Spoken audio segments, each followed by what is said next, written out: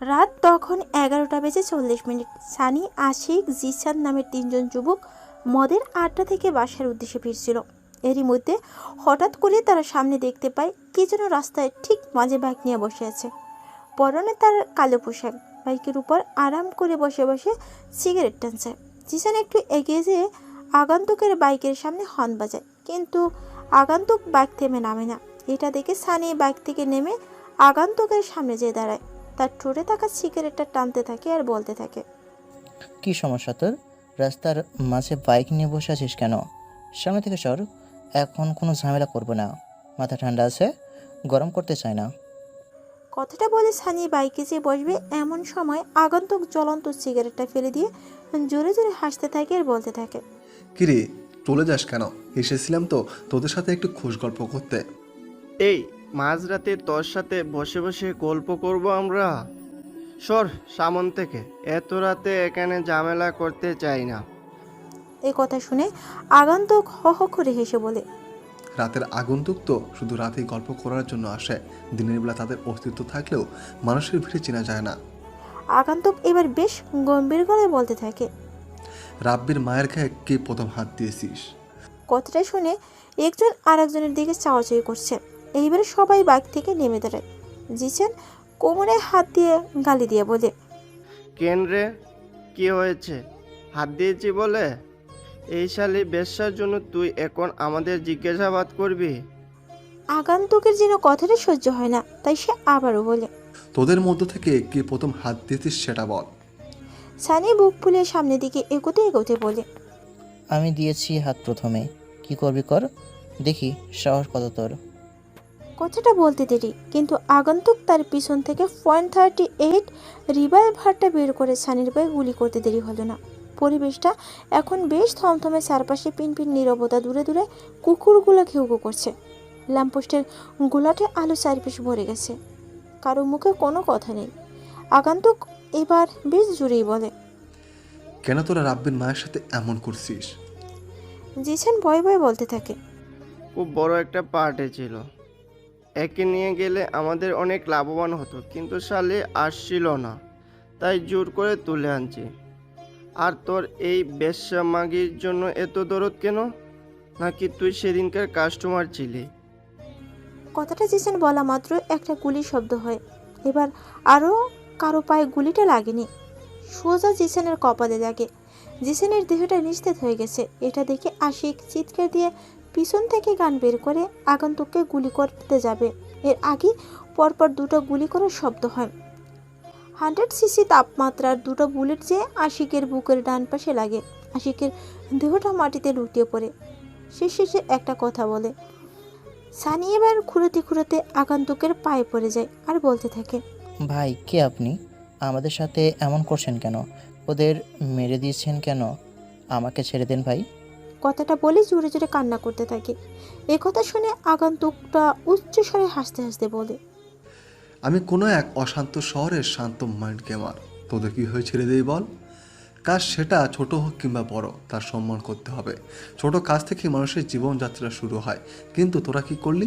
থাক, তার নাই বলে, কিন্তু দুঃখের কথা হলো তোকে এখন মরতে হবে। আমি এই শহর থেকে চলে যাব, আমাকে মাফ করে দেন দয়া করে।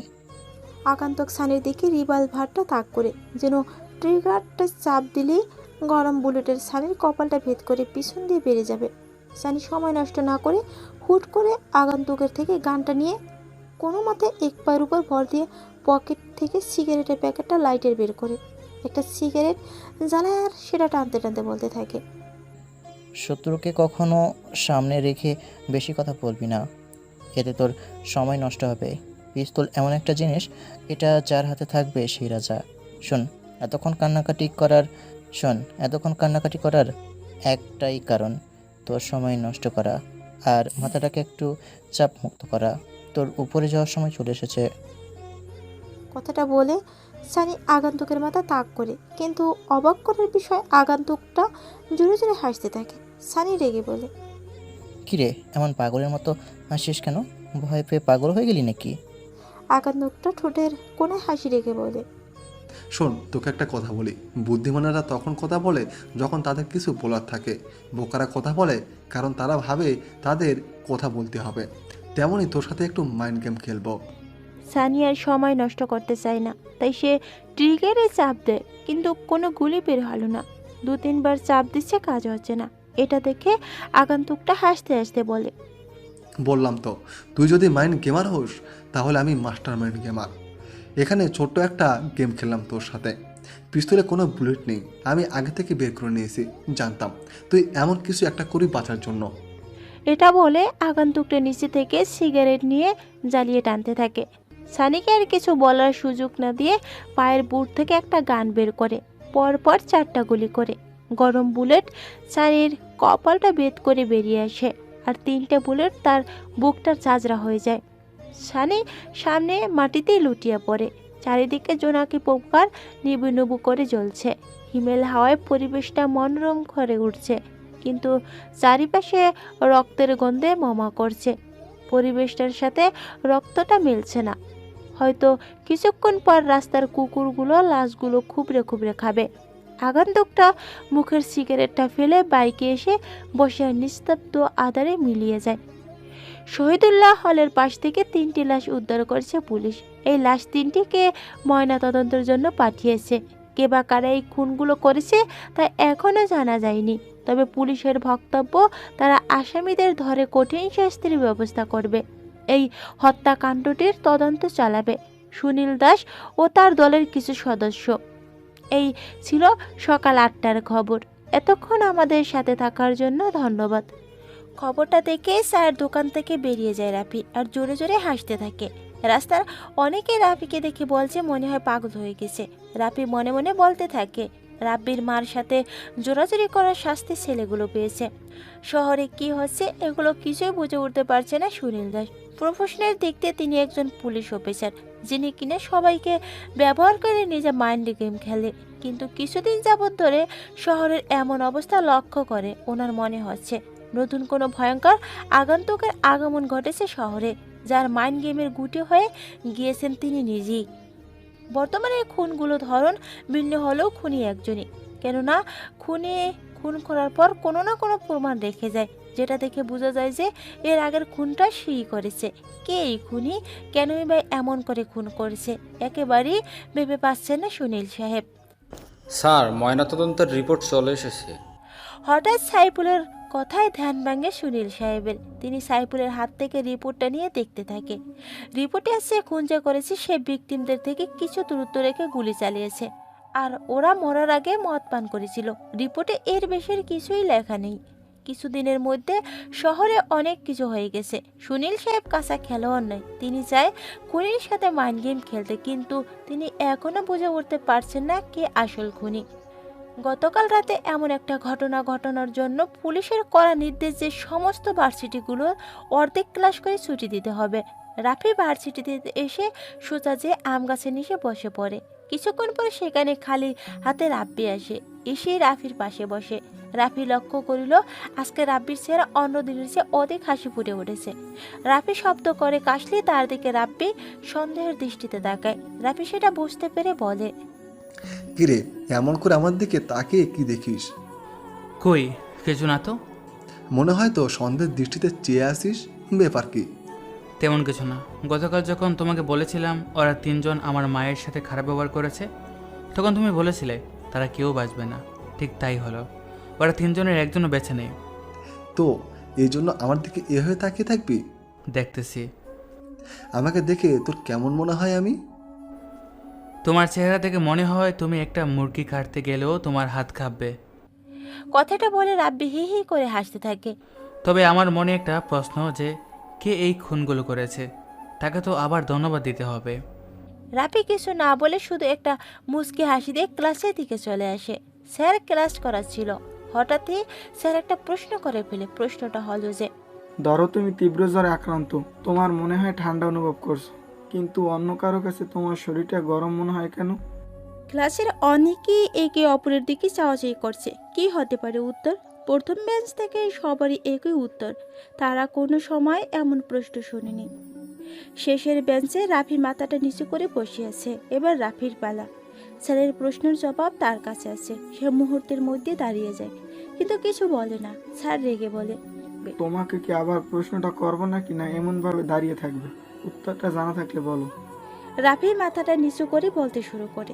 স্যার, প্রশ্নটা সবার কাছে কঠিন মনে হলেও আমার কাছে মনে হচ্ছে সহজ। তীব্র জ্বরে আক্রান্ত ব্যক্তির শরীরের তাপমাত্রা পরিবেশের তাপমাত্রা অপেক্ষা বেশি থাকে, যার কারণে শরীর থেকে তাপশক্তি পরিবেশে সঞ্চারিত হয় এবং আমার নিজের ঠান্ডা অনুভব হয়। কিন্তু অন্য কেউ জ্বরে আক্রান্ত ব্যক্তির সংস্পর্শে আসলে তার শরীরের তাপমাত্রা প্রবাহিত হয়, যার ফলে আমাদের কাছে এমন মনে হয়। এতটুকু বলে রাফি থামে। মাথাটা উঁচু করে দেখে অনেকেই অবাক দৃষ্টি চেয়েছে। স্যার বলে, সঠিক উত্তর। তার আশা করি ভালো করে পড়াশোনা করবে। রাফি ছেলেটা অন্যরকম, ভার্সিটির সবচেয়ে গরিব ছেলে সে, তাই সবাই তাকে অপমান করে। কিন্তু কিন্তু সে সব মাথা পেতে নেয়। সবাই ক্লাস করে বের হয়ে যায় আড্ডা দেওয়ার উদ্দেশ্যে। আর ক্লাস হবে না আজ, কিছুক্ষণ পর ছুটি হয়ে যাবে। তাই আজ আকাশটা মেঘলায় আচ্ছন্ন হয়ে গেছে, মাঝে মধ্যে বিদ্যুৎ চমকাচ্ছে। আকাশে কোনো তারা নেই, মনে হচ্ছে মেঘের কালো আবরণে ঢেকে গেছে পুরো আকাশটা। চারিদিকে হাওয়া বইছে, মনে হচ্ছে কিছুক্ষণ পরই বৃষ্টি শুরু হয়ে যাবে। রাফি দাঁড়িয়ে পরিবেশটা উপভোগ করছে, আর অন্য পাশে নুসরাত দোলনায় বসে বসে মোবাইল চালাচ্ছে। বলে রাখা ভালো, নুসরাত হচ্ছে ঢাকার সবচেয়ে ধনী পরিবারের মধ্যে এক পরিবারের মেয়ে। প্রতিদিন ভার্সিটিতে সে রাফির সাথে খারাপ ব্যবহার করে, আর রাফি সেগুলো মাথা পেতে নেয়। কেননা রাফি নুসরাতের বাসায় থাকে, তাই কিছু বলার সাহস পায় না রাফি। সবসময় মাথা নিচু করে চুপচাপ থাকে। বাতাসে নুসরাতের চুলগুলো এলোমেলো হয়ে যাচ্ছে বারবার। সে বিরক্ত হয়, বারবারই ঠিক করে নিচ্ছে। মেয়েটা দেখতে অনেক সুন্দর, কিন্তু তার মনটা খুবই খারাপ। গরিবদের পছন্দ করে না, গরিবদের সাথে মিশতে সংকোচ বোধ করে। রাফি এগুলো দেখছিল আর ভাবছিল, কিন্তু সে এই মায়ায় পড়তে চায় না। সে মনে মনে এই একাকিত্ব থাকাটাই সর্বোত্তম কারণ। সবাই বিশ্বাসঘাতকতা করলেও একাকিত্ব কখনো কারো সাথে বেইমানি করে না। তাই রাফি সব সময় একা একা থাকতে পছন্দ করে। রাফি ছেলেটা গরিব হলেও মনটা তার ভালো, কেননা সে সবসময় সবার সাথে বিনয় আচরণ করে। ওর সাথে ভার্সিটির সকলেই কত মজা করে, কিন্তু সে কোনো প্রতিবাদ করে না, সব মাথা পেতে নেয়। গত 3 দিন আগে একটা ঘটনা ঘটে, নুসরাত সেটা মনে করে আর ভাবতে থাকে। 3 দিন আগের ঘটনা। নুসরাত সিনহা, রিয়া, সামিয়া, সজীব, হৃদয়, সোহাগ, আয়ান।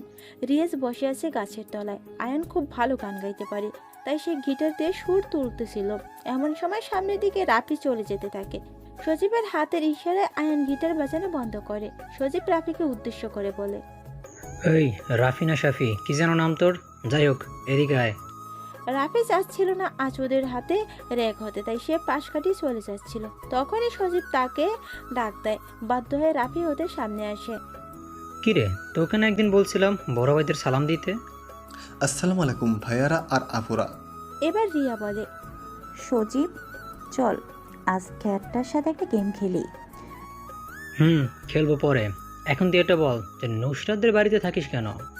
রাফি সোজা উত্তর দেয়, আঙ্কেলে আমাকে থাকতে দিয়েছে, তাই থাকি। উনি যেদিন যখন বলবে আমি সেদিনই চলে যাব। এটা বলতে দেরি, কিন্তু রাফির বাম গালে একটা চর পড়তে দেরি হলো না। রাফির কথাটা শুনে সজীব দাঁড়িয়ে চর মারে। এটা দেখে রিয়াজ বসা থেকে উঠে দাঁড়ায়, কিন্তু রাফির চোখে ইশারার কারণ কিছু বলতে পারে না। সবাই এটা লক্ষ্য করছে যে রিয়াজ রাগ করে উঠে দাঁড়িয়েছিল। এখন আমাদের সামনে দিয়ে প্রথমে যে মেয়ে যাবে তাকে এই খ্যাটটা প্রপোজ করবে। রাফি মাথাটা নিচু করার চোখে রিয়াজের দিকে তাকায়। রিয়াজ বলে, এইগুলা বাদ দাও, ও পারবে না। এছাড়া আমরা তো এখন আয়ানের গান শুনবো। বাদ দাও তোমরা। তুমি যাও। তুমি সবাই দেখতে পাচ্ছে রিয়াজ কথাগুলো বলতে বলতে ঘেমে গেছে। মনে হচ্ছে সামনে কোনো আতঙ্ক দাঁড়িয়েছে। রিয়াজের চোখে ভয় বিরাজ করছে, যা সবাই দেখতে পাচ্ছে। কিন্তু সবার মাথায় আসছে না যে রিয়াজ রাফিকে দেখে ভয় পাবে কেন। ক্ষেত ছেলেটাকে রিয়াজ ভয় পাবে সবাই ভাবতে থাকে। রাফি মাথাটা নিচু করে মুচকে একটা হাসি দেয়। সবাই দেখতে না পেলেও নুসরাতের চোখ এড়ালো না। নুসরাত ভাবতে থাকে ছেলেটা তো খুব রহস্যময়। এর মধ্যে সজীব বলে, রিয়াজ পরে গান শুনতে পারবো, এখন খ্যাতটা প্রপোজ করবে। এই দেখ, জান্নাত আসছে, যা তুই যে প্রপোজ করবি। জান্নাত নুসরাতের সাথে একই ক্লাস পড়ে। তার বাবা রাজনৈতিক দলের নেতা। জান্নাত 2য় বর্ষের ক্লাস টপার এবং খুবই ভদ্র আর রাগী মেয়ে, তাই কোনো ছেলে তার পিছু লাগে না ভয়। রাফি মাথাটা উঁচু করে একবার জান্নাতের দিকে তাকিয়ে মাথাটা নিচু করে বলে, ভাইয়া আমাকে অন্য কিছু দেন, এটা আমি করতে পারবো না। যা বলছি, নয়তো আজ তোর এমন অবস্থা করবো তুই ভাবতেও পারবি না। ওই দিন তো ভার্সিটির সবাই তোকে খালি গায়ে দেখছে, আজ কিন্তু রাস্তার সবাইকে দেখাবো। তবুও রাফি তার নিজের জায়গা থেকে সরে না। এটা দেখে সজীব রাফির শার্টের কলার ধরে টানতে টানতে গেটের দিকে নিয়ে যাচ্ছে। সবাই তাদের পিছু পিছু যায় দেখতে সজীব রাফির সাথে আজ কী করে, কিন্তু কেউ সজীবকে থামাতে পারবে না। রাফির মনে হচ্ছে এই সময় তাকে কেউ যদি বাঁচাতো তাহলে, কিন্তু কেউ তাকে বাঁচাতে আসবে না, কারণ সে গরিব ক্ষেত। রাফি একটা দীর্ঘশ্বাস ফেলে সামনের দিকে এগিয়ে যায়। সবাই রাস্তায় এসে দেখে কিছু পুলিশ তদন্তের জন্য ইনফরমেশন খুঁজতেছে, আর একটা অফিসার গাড়িতে হেলান দিয়ে মাথাটার উপর দিক করে তাকিয়ে আছে, হাতে তার জ্বলন্ত সিগারেট। এই তুমি এই ছেলেকে এভাবে রাস্তায় শার্টের কলার ধরে টানছো কেন? রাফিকে যখন সজীব এভাবে ধরে রাস্তা দিয়ে আসছিল তখনই পুলিশ অফিসারটা সজীবকে কথাটা বলে। রাফি পুলিশ অফিসারটাকে দেখে স্বস্তি নিঃশ্বাস ফেলে। রিয়াজ এগুলো দেখতে না পেরে সেখান থেকে চলে আসে। এবার সজীব বলে, আপনাকে বলতে হবে? আমার যা ইচ্ছে আমি তাই করব। আপনাদের কাছে মন দিন, এগুলো না দেখলেই হবে। পুলিশ অফিসারটা সিগারেট টানছে আর দেখতেছিল সজীব কি করে রাফির সাথে। কিন্তু সজীব যখন রাফির শার্টের 2টা বোতাম খুলে 3 নাম্বারটায় হাত দেবে তখনই কেউ সজীবের হাতটা ধরে টান দেয়। সবাই সেদিকে তাকায়, দেখে পুলিশ অফিসারটা সজীবের হাতটা টান দিয়েছে। সজীব এটা দেখে তার হাতটা ছাড়িয়ে অফিসারের কলার টান দিয়ে ধরে। সবাই অবাক হয়ে চেয়ে আছে সজীবের দিকে, কি করে সে পুলিশ অফিসারের কলার হাত দেয়। সজীব কিছু বলার আগে অফিসারটা সজীবকে সজোরে একটা চড় মারে। চড় খেয়ে সজীব নিচে পড়ে যায়। অফিসার সাইফুলকে ডাক দিয়ে বলতে থাকে, এই বেয়াদব ছেলেটাকে থানায় নিয়ে চলো। এটা শুনে সজীব বলতে থাকে, কার এত বড় সাহস আমাকে লকআপে ঢুকাবে? আমি মেয়রের ছেলে, আমার বাবা জানতে পারলে তোদের কাউকে ছাড়বে না। অফিসার আবার সজীবকে টেনে তুলে চড় মারে। অনেকে এমন দৃশ্য দেখে অবাক হয়েছে, কেননা একটা খ্যাত ছেলের জন্য অফিসারটা এমন করলো। রাফি তার শার্টের বোতামগুলো লাগিয়ে চোখের চশমাটা ঠিক করে অফিসার দিকে তাকিয়ে একটা মুচকি হাসি দেয়। নুসরাত ভাবতেও পারছে না রাফির সাথে এমন হওয়াতে পুলিশ তাকে নিয়ে চলে যাবে। আর এটাও দেখছে যে রাফি অফিসারটার দিকে চেয়ে মুচকি হাসি দিয়েছে। নুসরাত ভাবছে কে এই রাফি, আবার সময়তে মুচকি হাসে। পুলিশগুলো সজীবকে নিয়ে সেখান থেকে চলে যায়। বর্তমানে মনে হচ্ছে অবিশ্বাস্যকর রাফির সাথে সজীব এমন করাতে পুলিশ অফিসারটা দেখে সজীবকে নিয়ে চলে যায়। সামান্য ব্যাপারটা নিয়ে এত কিছু হয়ে যাবে নুসরাত ভাবতে পারছে না।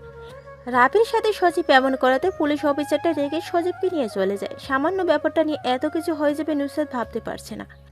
রাফির সাথে কি পুলিশ অফিসারের কোনো সম্পর্ক আছে? নুসরাত আর কিছু ভাবতে পারছে না। হালকা করে বৃষ্টির ফোঁটা পড়ছে, তাই নুসরাত ছাদ থেকে নেমে যায়। রাফি আজ ভিজবে, অনেক ভিজবে সে। আজকের ঘটনা নিয়ে বেশ চিন্তিত।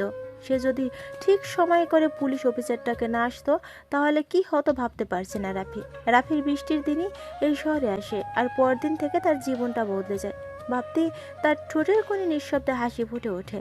বর্ষার পর শরতের আগমন ঘটে। বর্ষার কালো মেঘের অবসান ঘটে, আজ হালকা বৃষ্টি হচ্ছে। ব্যস্ত শহরটা বৃষ্টির কারণে থেমে নেই, যে যার মতো করে কাজ করেই যাচ্ছে। এটাই বর্তমান পৃথিবীর অবস্থা। সব জায়গায় প্রতিযোগিতা, কে কার আগে যেতে পারে এটার প্রতিযোগিতা মাত্র। সবাই নিজেদের নিয়ে ব্যস্ত। পাশের বাসায় কেউ মারা গেলেও তাকে দেখার সময় এখন কারো নেই।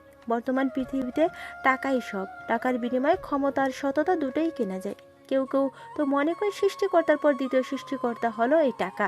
টাকাবিহীন মানুষ পথের ধুলোয় নেয়। মানুষ ছুটছে টাকার পিছনে, আর টাকা ছুটছে তার পিছনে। কথাটা গোলমলে হলেও এটাই সত্যি। দুপুর 1:15। নুসরাত থানার বাইরে দাঁড়িয়ে আছে। ভিতরে যাওয়ার সাহস পাচ্ছে না। সে কোন দিন থানায় আসেনি বা যায়নি, কিন্তু আজ রাফি ছেলেটার সম্পর্কে জানার জন্য সে থানায় আসছে। নুসরাত ভেবে পায় না হঠাৎ অচেনা ছেলে সম্পর্কে জানার জন্য তার কেন এমন আগ্রহ। সে আর কিছু না ভেবে থানাতেই প্রবেশ করে।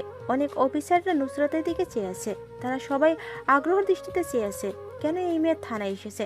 নুসরাত যে একজন কনস্টেবলকে জিজ্ঞেস করে, স্যার, কালকেই থানাতে একজন অফিসার মেয়রের ছেলেকে ধরে নিয়ে এসেছে। ওই স্যারটার কেবিনটা কোনটা? কনস্টেবলটা বলে, কেন, ওনাকে কি প্রয়োজন?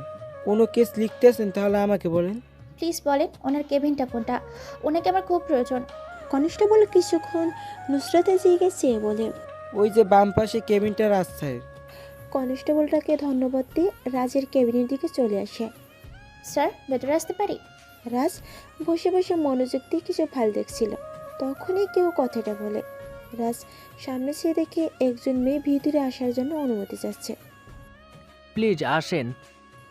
নুসরাত ভিতরে যে অনুমতি নিয়ে বসে। রাজ আবার বলে, ম্যাম আপনাকে কিভাবে সাহায্য করতে পারি? স্যার আপনার কাছে আসছি একজনের সম্পর্কে জানার জন্য। জি বলেন, কার সম্পর্কে জানতে থানায় এসেছেন? স্যার গতকালকে আপনি আমাদের ভার্সিটি থেকে একজনকে ধরে নিয়ে এসেছেন যার নাম সজীব। রাজ একটু রাগান্বিত হয় বলে, এই বিয়াদব ছেলেটার ইনফরমেশন জানার জন্য এসেছেন? রাজ একটু রাগান্বিত হয় বলে, আসলে স্যার ও সম্পর্কে জানতে চায় না। তাহলে সজীব স্যার সজীব যে একটা ছেলের শার্টের কলার ধরে টানতে টানতে রাস্তায় নিয়ে এসেছিল তার সম্পর্কে জানতে চাই। রাফিকে আপনি চিনলেন কিভাবে? আপনার কি কোনো আত্মীয় হয়? এই ছেলের নাম রাফি। আমি তো ওকে এই প্রথম দেখলাম, আর সে আমার আত্মীয় হতে যাবে কেন? আর এই দিন সজীব রাফির সাথে এমন করলো কেন? আসলে স্যার রাফি গরিব আনস্মার্ট, তো তাই রাফিকে সবাই অপমান করে। ওই দিন সজীব রাফিকে একটা কাজ দিয়েছিল, রাফি সেটা করবে না বলেছে, তাই এমন করেছে। ও আচ্ছা, তা আপনার আরও কিছু জানার আছে? না থাকলে আসতে পারেন এখন। রাজের রাগ দেখে নুসরাত একটু ভয় পেয়ে বলে। নুসরাত থানার বাইরে এসে মন খুলে শ্বাস নিতে থাকে। তার মনে হচ্ছে এখন খুবই শান্তি। সে আবার ভার্সিটিতে চলে আসে। আজ রাফির সাথে কেউ কোনো ঝামেলা করেনি, তার সাথে কেউ কোনো কথাও বলেনি। এতে রাফি মনে মনে একটু খুশি লাগছে।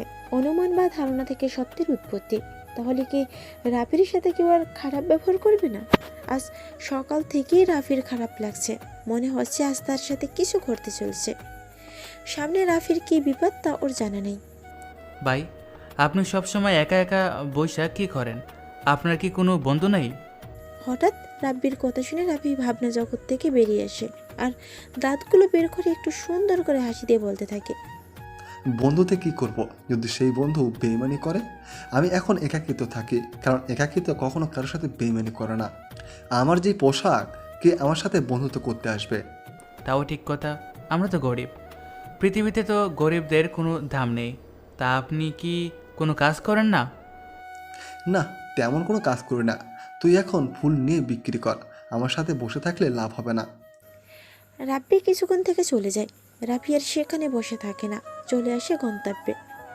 রাফি রাস্তা দিয়ে বাসার দিকে যাচ্ছিল, তখনই তার সামনে দিয়ে দুটো বাইক নিয়ে যায় মাস্ক পরা 3টা ছেলে। রাফির সামনে এসে বাইকগুলো থামে। 2টা ছেলে রাফির দিকে আসছে আর একটা ছেলে বাইকের উপর আরাম করে বসে আছে। 2টা ছেলে এসে রাফিকে বলে, জি আমি রাফি। এটা বলতে দেরি, কিন্তু একটা ছেলে রাফির মুখে ফুলের ফোম মারতে দেরি হয় না। রাফি আর কিছু বলতে না পারা, হয়তো সে অজ্ঞান হয়ে গেছে। রাত 12:40। রাফির চেয়ারের সাথে বাঁধা অবস্থা নিজেকে আবিষ্কার করে। শার্টের একটা হলদে বাল্ব পুরো ঘরটা আলোকিত হয়ে গেছে। রাফির পরনে সকালের ময়লা শার্ট, কালো প্যান্ট একটা ঘেমে একাকার হয়ে গেছে। ঘামের গন্ধে খুব বিশ্রী মনে হচ্ছে রাফির কাছে। মোটামুটি ভালোভাবে রাফিকে বাঁধা হয়েছে, মুখে টেপ। সে এখন চাইলেও চিৎকার দিয়ে পারবে না। সামনে আসবে একটা চেয়ারে পায়ের উপর পা তুলে বসে সিগারেট টানছে, আর 2টা ছেলে রাফির পিছনে দাঁড়িয়েছে। কিছুক্ষণ পরে কেউ রুমের শাটারটা খুলে ভিতরে প্রবেশ করে। আসবি পিছনে তাকিয়ে দেখে সজীব আসছে, তা দেখে বলে, দেখ, তুই এই ছোট ছেলেটার জন্য আমাকে বলছিস? তুই তো পারবি একে শেষ করতে, আমি সামলে নিতাম সব। সজীব মুচকি হেসে একটি চেয়ারে বসে সিগারেট জ্বালিয়ে টানতে টানতে আসিফকে বলে, আমার জন্য এটা কোনো ব্যাপার ছিল না, তবে সামনে বাবার মেয়র নির্বাচন, তাই তিনি কোনো ঝামেলা করতে নিষেধ করছে, তাই তোমাকে বললাম। তা ওকে এনে কি কোনো খাতির যত্ন করছো সেটা বল। পিছন থেকে মাহাবুর নামে একটা ছেলে বলে, শালার জ্ঞান ফিরেছে মাত্র, তাই এখনো কিছু করিনি। এটা শুনে সজীব বসা থেকে উঠে এসে রাফির মুখ থেকে টেপটা খুলে দেয়। রাফি এখন একটু ভালোভাবে শ্বাস নিতে পারছে। সজীব তার হাত দিয়ে রাফির মুখটা চেপে ধরে বলে, তোর কারণে সেদিন আমাকে থানায় যেতে হয়েছে। আজ তুই আর বাসায় ফিরে যেতে পারবি না, এটা আমি ওই দিন থানায় বসে বসে সিদ্ধান্ত নিয়েছি। এটা বলে সজীবের মুখের সিগারেটটা রাফির মুখে চেপে ধরে। রাফি সিগারেটের দর সহ্য করতে পারছে না, তাই কাশতে শুরু করছে। এটা দেখে সবাই উচ্চস্বরে হাসতে থাকে। রাফি চিৎকার করতে থাকে, কিন্তু যেখানকার শব্দ সেখানে ফিরে আসছে। সজীব হাসি দিয়ে বলে, চিৎকার করে লাভ নাই, এখানে তোকে কেউ বাঁচাতে আসবে না, আর তোর চিৎকার বাড়ির কেউ শুনতেই পারবে না। সজীব চেয়ারে যে বসে শফিক নামের ছেলেটাকে বলে। শফিক, ওখান থেকে রডটা নিয়ে আয়। শফিক সজীবের কথা মতো রডটা নিয়ে আসে। রাফির মনে হচ্ছে আজ আর কেউ তাকে বাঁচাতে আসবে না। আজ এই পৃথিবীর বুকে তার শেষ দিন। রাফির চোখ দুটো কেন যেন আজ হিংস্র হবার অনুপ্রেরণা দিচ্ছে তাকে। রাফি এগুলো ভাবাচ্ছিল, তখনই শফিক রড নিয়ে এসে রাফির হাঁটুর গোড়ায় বাড়ি মেরে। সাথে সাথে রাফি ব্যথায় চোখ বন্ধ করে ফেলে। মাহবুর ছেলেটা তার হাতের স্টিক দিয়ে রাফির পায়ের হাঁটুর নিচে বাড়ি মেরে। রাফি ব্যথা সহ্য করতে না পেরে জোরে মা বলে চিৎকার দিয়ে ওঠে। রাফি কিছু একটা ভেবে কান্নার মাঝে শব্দ করে হেসে ওঠে। সবার দৃষ্টি তখন রাফির দিকে। পাগল হয়ে গেছে নাকি ছেলেটা? তার এমন হাসি যেন সজীবের সহ্য হয় না। তাই সে রাফির বড় বড় চুলগুলো শক্ত করে ধরে মুখের কাছে মুখ এনে বলতে থাকে, কিরে, তুই এমন পাগলের মতো হাসছিস কেন? মরার আগে মানুষ কাঁদে, কিন্তু তুই কেঁদে কেঁদে এবার হাসছিস কেন? মৃত্যু। ভিতরে মরার আগে বারে বারে মরে, কিন্তু সাহসীরা মৃত্যুর স্বাদ একবারই গ্রহণ করে। মিস্টার সজীব। হঠাৎ রাফি তাকে এমন কিছু বলবে সে ভাবতেও পারেনি। আর রাফির গলার আওয়াজটা কেমন যেন পরিবর্তন লাগছে। রাফির এমন কথা সহ্য হয় না যেন সজীবের, তাই সে গালি দিয়ে বলে, কে তুই বল? তোর গলার স্বর তো আগে এমন ছিল না, বল কে তুই? কথাটা বলে রাফির দুগালে কষে দুইটা চড় মারে। রাফি আর কিছু বলে না, শান্ত হয়ে বসে থাকে। সেটা দেখে সজীব মাহবুবের কাছ থেকে স্টিকটা নিয়ে রাফিকে মারতে যাবে। তখনই রুমের শাটারের কারো ধাক্কানোর শব্দ হয়। সজীব স্টিকটা ফেলে চেয়ারে এসে বসে পড়ে। আসফির হাতের ইশারায় মাহবুব ছেলেটা যে শাটারটা উঠায়। শাটারটা উঠানোর সাথে সাথে শক করে একটা শব্দ হয়। সবাই পিছনে ফিরে তাকিয়ে দেখে মাহবুব নিচে পড়ে আছে, মাথা দিয়ে রক্ত বের হচ্ছে। সে রক্ত দিয়ে ঘরটা ছড়িয়ে পড়ছে। মনে হচ্ছে কেউ খুব কাছ থেকে মাহবুবের কপালে গুলি করছে। তার চোখ দুটোই এখনও যেন কি বলতে চাচ্ছে। মনে হয় সে তার মৃত্যুর খুব কাছ থেকে দেখেছে। সারা করে পিনপিন নীরবতা, হলদে আলোয় আর লাল রক্তের মিশ্রণে পরিবেশটা কেমন যেন থমথমে অবস্থা। রাফি এটা দেখে শব্দ করে হাসে। এই হাসির মানে কেউ জানে না, সবার মনে ভয় ঢুকে যায়। কেন হঠাৎ করে রাফির মতো খ্যাত গরিব অসহায় ছেলেটা অচেনার মতো করে আচরণ করছে, কেউ তো বুঝতে পারছে না। আসফির হাতের ইশারায় রডটা নিয়ে শফিক শাটারের কাছে যে বলতে থাকে, কে বাইরে আছিস? দেখ, ভালোই ভালো বলছি, চলে যা এখান থেকে, নয়তো কেউ জান নিয়ে বাড়িতে যেতে পারবি না। রাফি তাদের অবস্থা দেখে জোরে হেসে দেয়। সজীব যে রাফিকে মারতে যাবে তখনই আর একটা শব্দ হয়। রাফি মুচকি হেসে সামনের দিকে তাকাতে বলে সজীবকে। সজীব চেয়ে দেখে শফিক পায়ে হাত দিয়ে বসে আছে, তার হাত পা দিয়ে অঝরে রক্ত পড়ছে। সজীবের আসবে ভয় পেয়ে চিৎকার করে বলে, কে বাইরে আছে? সাহস থাকলে সামনে আয়, কাপুরুষের মতো বাইরে দাঁড়িয়ে আছিস কেন? বাইরে থেকে কোনো শব্দ না পেয়ে আসবি বলে, সজীব, রাফের জন্য এসব হচ্ছে। সে মনে হয় কোনোভাবে কাউকে বলে দিয়েছে। চল, একে মেরে দিয়ে আমরা পালিয়ে যাই। কথাটা বলে আসবে তার পিছন থেকে গান বের করে রাফির দিকে তাক করে, যেন ট্রিগারে চাপ দিলে রাফির মাথাটা বেদ করে বুলেটটা চলে যাবে। রাফি শুধু মুচকে হাসছে।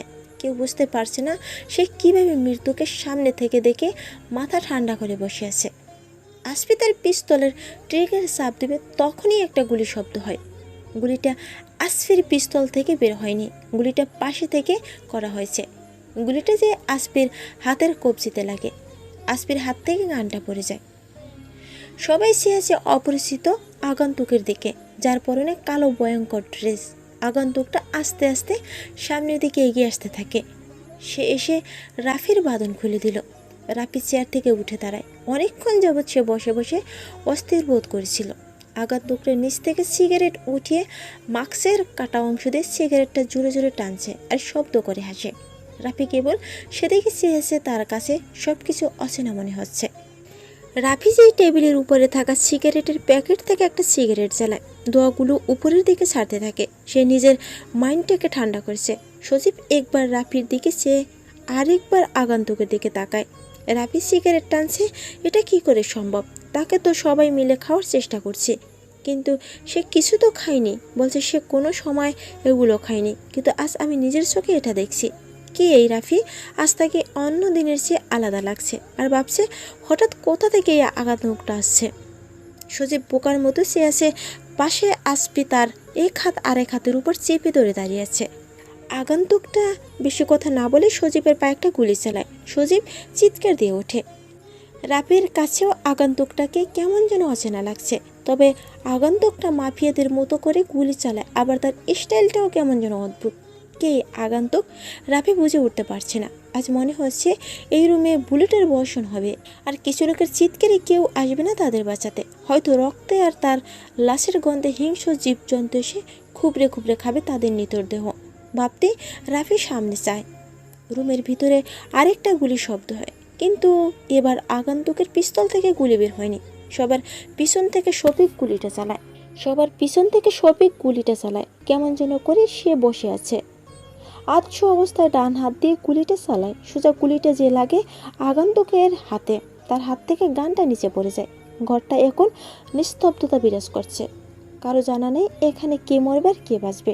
আসপি এবার একটু শব্দ করে হাসে। শফিককে বলে, সাব্বাস বেটা, ভালো একটা কাজ করছিস। সালা কোথা থেকে এসে আমার লোককে মেরে দিয়ে চলে যাবি? কি ভেবেছিস তুই তোকে ছেড়ে দিব সালা বাল? আগন্তুকটা উচ্চস্বরে হাসতে থাকে, কিন্তু কোনো কথা বলে না। পাগল হয়ে গেছে মনে হয় লোকটা, কিন্তু সে এতক্ষণ তো ঠিকই ছিল। আসপি বলে, কি রে, পাগল হয়ে গেছিস নাকি? এমনভাবে হাসতেছিস কেন? তবুও আগন্তুকটা কিছু বলে না। সজীব বসা থেকে উঠে কোনো রকমের এসে রাফির শার্টের কলার ধরে টানতে টানতে শার্টটা ছিঁড়ে ফেলে। রাফি কিছু বলছে না, শুধু দেখছে সজীব কি করে তার সাথে। তোর জন্য সব হচ্ছে, তোকে আজ আমি মেরেই ফেলবো। সজীব বাঁচতে চাইলে পালিয়ে যা, নয়তো তোর এমন অবস্থা করব যে কুকুর পর্যন্ত তোকে দেখে দূরে সরে যাবে। সজীব রাফির কথা না শুনে নিচে থেকে স্টিকটা তুলে রাফিকে বাড়ি মারতে যাবে। তখনই রাফি টেবিলের উপর থেকে আগন্তুকের বড় টুপিটা মাথায় দিয়ে হাতে গানটা নিয়ে সোজা একটা গুলি করে। গুলিটা যে লাগে শফিকের কপালে, সাথে সাথে কপাল থেকে রক্ত বের হতে থাকে। রাফি আরেকটা গুলি চালায়, সেটা যে লাগে সজীবের বাম পায়ে। সজীব চিৎকার দিয়ে নিচে পড়ে যায়। আগন্তুকটা আবারও হাসে। আসপি শাটারটা খুলে বের হতে যাবে, তখনই আসপির পিঠে যে একটা গুলি লাগে। আসপি নিচে পড়ে যায়। আসপির দেহটা ছটফট করছে, সে মনে হয় তার যমদূতকে দেখে ফেলেছে। আসপির এমন অবস্থা দেখে সজীব কান্না করে দেয়। রাফি যে সামনের চেয়ারটায় পায়ের উপর পা তুলে বসে, ডান হাতে পিস্তল, বাম হাতে জ্বলন্ত সিগারেট, মাথায় বড় টুপি, সাদা শরীরে বিভিন্ন জায়গায় রক্তের দাগ। রাফিকে দেখে যে কেউ বলে দেবে সে কোনো মাফিয়া, কিন্তু সে আসলে মাফিয়া জানা নেই, সব দুয়াশা। সজীব কান্না করতে করতে বলে, ভাই, কে আপনারা? আমাদের সাথে এমন করছেন কেন? আগন্তুকটা উচ্চস্বরে হাসতে থাকে আর সিগারেট টানতে থাকে। সে যে চেয়ারে চুপ করে বসে থাকে, রাফির হাত দিয়ে গানটা নাড়াচ্ছে আর হাসতেছে। সজীব, তুই এখন বল আমাকে এখানে ধরে আনার মানে কি? সজীব একটু ডুব গেলে বলে ফেলে, রাফি, ওই দিন তোমার জন্য আমাকে থানা যেতে হয়েছে, তাই আমি তোমার উপর প্রতিশোধ নিতেই এখানে আনছি। প্লিজ আমাকে মাফ করে দাও। কথাটা বলে চিৎকার দিয়ে কান্না করতে থাকে। রাফি মুচকি হেসে জবাব দেয়, তোদের উচিত ছিল আমাকে আরও আগে মেরে ফেলা, কিন্তু সবাই যেই ভুলটা করে তোরাও সে একই ভুল করেছিস। তুই ভার্সিটিতে আমাকে অনেক অপমান করেছিস, তাই বলে আমি সবসময় চুপ করে থাকবো তার হবে না। তুই যেমন তোর অপমানের প্রতিশোধ নিতে আমাকে ধরে নিয়েছিস, এখন আমি আমাকে অপমান করার প্রতিশোধ নিব। তাহলে কেমন হবে গেমটা? সে জোরে জোরে হাসতে থাকে। সজীব অনেক কান্নাকাটি করছে, কিন্তু রাফির কানে যেন এগুলো যাচ্ছে না। সজীব কিছু বলতে যাবে কিন্তু তার বলতে পারে না, কারণ রাফি একটা গরম বুলেট সজীবের মাথায় মেরে দেয়। সজীব নিস্তব্ধ হয়ে শুয়ে পড়ে। ঘরে এখন পিনপিন নীরবতা বিরাজ করছে। হলদে আলোর নিচে দুজন বসে আছে, পুরো ঘরে রক্তের গন্ধে মমা করছে। ফুলরে পড়ে আছে 4 জনের লাশ। রাফির মাথায় টুপিটা খুলে টেবিলে রাখে, হাতের গানটাও টেবিলে রেখে আগন্তুককে প্রশ্ন করে, কে আপনি আর আমাকে এভাবে বাঁচানোর মানে কি? আগন্তুকটা কিছু না বলে জোরে জোরে হাসতে থাকে। কি হলো বলেন, কে আপনি আর এভাবে হাসতেছেন কেন? এবার আগন্তুকটা হাসি থামিয়ে জবাব দেয়, আমি কে সেটা না জানাই ভালো। শুনেছি তুমি নাকি অনেক বুদ্ধিমান, তাহলে আমাকে নিয়ে ভাবো। দেখো আমি কে। আসি, আবার দেখা হবে কোনো এক বিশেষ সময়ে। বলে উপরের দিকে সিগারেটের দোয়া ছেড়ে বেরিয়ে পড়ে রুম থেকে। এক সময় দেখতে দেখতে সে অদৃশ্য হয়ে যায়। রাফি কেবল চেয়ে থাকে আগন্তুকের চলে যাওয়ার দিকে। রাফি তার সেরা শার্টটা গায়ে দিয়ে বেরিয়ে পড়ে বাসার উদ্দেশ্যে। ব্রেকিং নিউজ, কাল রাতে কে বা কারা যেন মেয়র শহীদ হোসেনের ছেলে সজীব ছাত্রলীগের নেতা আসফি আর তার দুজন লোককে মারাত্মকভাবে খুন করে। পুলিশ এখনও বলতে পারছে না যে কে বা কারা খুন করছে। এতক্ষণ শুনছিলেন সকাল 8টার খবর। আমাদের সাথে থাকার জন্য ধন্যবাদ। নিউজটা দেখে নুসরাত বসা থেকে উঠে দাঁড়ায়। তার জন্য বিশ্বাস হচ্ছে না সজীব মারা গেছে। ফোনটা নিয়ে সে হৃদয়কে ফোন করে, তার ফোন বন্ধ দেখাচ্ছে। আবার রিয়াজকে ফোন দেয়। কিছুক্ষণ ফোন বাজার পরে সে ফোন ধরে কান্না করে দেয়। রিয়াজ কান্না করতে করতে বলে, নুসরাত, সজীবকে কারা যেন খুন করে ফেলেছে। আমি তাদের বাসায় আছি, তুমি চলে এসো। সবাই এখানে চলে এসেছে। রিয়াজ ফোনটা কেটে দেয়। নুসরাতেরও খারাপ লাগছে। এতদিন চলাফেরা করেছে, তাকে বিরক্ত করছে ঠিক আছে, কিন্তু তবু নুসরাতের খারাপ লাগছে। সে রেডি হয়ে চলে যায় সজীবদের বাড়ি। স্যার, কোনো ক্লু পাইনি। যেখানে খুনটা হয়েছে সেই এরিয়াটা মেহরাব সাহেবের এরিয়া, তাই ওনার উপর কেসের দায়িত্বটা পড়েছে। মেহরাব পুরো জায়গাটা পরিদর্শন করেছিল। রক্তে পুরো গড়ছে আছে। একজন আরেকজনের উপর পড়া, একজন শাটারের সাথে লেগে আছে। শার্ট ওয়াটার বাল্বটা এখনও জ্বলছে। টেবিলের উপর দুটো সিগারেটের প্যাকেট, ফ্লোরে জুতার ছাপ স্পষ্ট। এগুলো দেখছিল মেহরাব। তখন সাইফুল কথাটা বলে। এবার মেহরাব রেগে বলে, কোনো ক্লু পাওয়া যায়নি? মানে কি খুনি কি কোনো ক্লু রেখে যায়নি? সাইফুল কথাটা শুনে মাথাটা নিচু করে জবাব দেয়, স্যার, এমন কোনো ক্লু পাওয়া যায়নি যেটা দিয়ে আমরা খুনিদের কাছে পৌঁছাতে পারবো। স্যার, 6টা বোতাম পাওয়া গেছে, কিন্তু সবগুলো রক্ত লেগে আছে। মেহরাব আর কিছু ভাবতে পারছে না। এটা কি করে সম্ভব? খুনি কোনো প্রমাণ রেখে যায়নি। তাহলে এই খুনের পিছনে কার হাত থাকতে পারে? সজীবের আসফি কি খুনের প্রধান টার্গেট ছিল? যদি সজীবের শত্রু থাকে তাহলে সে আবার আসফিকে মারলো কেন? সজীবের আসফি এরা দুজন একসাথে হলো কিভাবে? মেহরাব আর কিছু ভাবতে পারছে না। এটা কি করে সম্ভব? খুনি কোনো প্রমাণ রেখে যায়নি। তাহলে এই খুনের পিছনে কার হাত থাকতে পারে? সজীব আর আসফি কি খুনের প্রধান টার্গেট ছিল? যদি সজীবের শত্রু থাকে তাহলে সে আবার আসফিকে মারল কেন? সজীব আর আসফি এরা দুজন একসাথে হলো কিভাবে? একজন ভার্সিটির স্টুডেন্ট আর একজন রাজনৈতিক নেতা। তাহলে কে? না, মেহরাব ভাবতে পারছে না। সব তার কাছে ধোঁয়াশা মনে হচ্ছে। তখনই মেহরাবের কাছে একটা ফোন আসে। ফোনে এমন কথা শুনে সে চমকে ওঠে। মেহরাবের মাথায় চিন্তার পাহাড় নেমে আসে, কারণ এখন মেয়র শহীদ হোসেন তাকে ফোন দিয়েছে। কমিশনার যেভাবে পারেন আমার ছেলে খনিকে খুঁজে বের করুন। পৃথিবীর বুকে যেখানে লুকিয়ে থাকুক না কেন ওদের বের করুন। আর যদি না পারেন তাহলে আমি আমার লোক দিয়ে শহরটা ধ্বংস করে দেব। এখন বলেন আপনি কিছু করবেন নাকি আমি? এ কথা বলে মেহরাবকে কোনো কথা বলার সুযোগ না দিয়ে ফোনটা কেটে দেয়। মেহরাবের কপালে চিন্তার ছাপ পড়ছে। উপর থেকে চাপ দিচ্ছে, আবার মেয়রও চাপ দিচ্ছে। সে বুঝতে পারছে না কি করবে। অন্যদিকে রাফিরাজ একটু দেরি করে ঘুমটা ভাঙছে। আজ আর ভার্সিটিতে যাওয়া হবে না, তাই সে চলে যায় করিম কাকার চায়ের দোকানে। প্রতিটা খবরের চ্যানেলে হেডলাইন, কাল রাতে মেয়রের ছেলে খুন। শহরের অবস্থা খুব খারাপ। মেয়রের লোকজন বিশৃঙ্খলা সৃষ্টি করছে। রাফি খবরটা টিভিতে দেখে মুচকি হেসে চাটা শেষ করে চলে আসে। এখন রাফির মাথায় একটা প্রশ্ন ঘুরপাক খাচ্ছে, কে তাকে কালকে রাতে বাঁচিয়েছে? রাফির কাছে মনে হচ্ছে আগন্তুকটা কোনো রিয়েল মাফিয়া। রাফি সারাদিন এইসব আর্টিকেল পড়ে, তাই তার মাথায় আসছে সবই মাফিয়াদের স্টাইলের সাথে মিলে যায় আগন্তুকটার। কিন্তু রাফি আগন্তুকের মুখটা দেখতে পারেনি মার্কসের জন্য। কিন্তু আগন্তুকটা রাফিকে এই মুহূর্তে ভাবনার মাঝে ফেলে দিয়েছে। রাফি এটা পার্কের বেঞ্চের উপর আরাম করে বসে বসে এগুলো চিন্তা করছিল। তখনই ভাবনার মাঝে থেকে একটা ছেলে দৌড়ে রাফির কাছে আসে। মনে হচ্ছে কেউ তাকে দৌড়াচ্ছিল।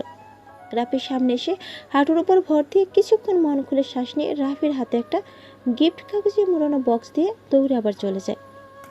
কিন্তু রাফি আগন্তুকের মুখটা দেখতে পারেনি মার্কসের জন্য। কিন্তু আগন্তুকটা রাফিকে এই মুহূর্তে ভাবনার মাঝে ফেলে দিয়েছে। রাফি একটা পার্কের বেঞ্চের উপর আরাম করে বসে বসে এগুলো চিন্তা করছিল। তখনই ভাবনার মাঝ থেকে একটা ছেলে দৌড়ে রাফির কাছে আসে।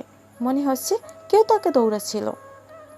রাফির সামনে এসে হাঁটুর উপর ভর দিয়ে কিছুক্ষণ মন খুলে শ্বাস নিয়ে রাফির হাতে একটা গিফট কাগজে মোড়ানো বক্স দিয়ে দৌড়ে আবার চলে যায়। রাফি কেবল সেদিকে চেয়ে আর কোনো কিছু বলছে না। সে কিছু বুঝতে পারছে না যে এটা কার দেওয়া বক্স, হয়তো ছেলেটা ভুল করে দিয়ে চলে গেছে। কিন্তু রাফি অবাক হয়ে যায় এটা দেখে যে বক্সের উপর ছোট করে রাফিয়াদা লেখা।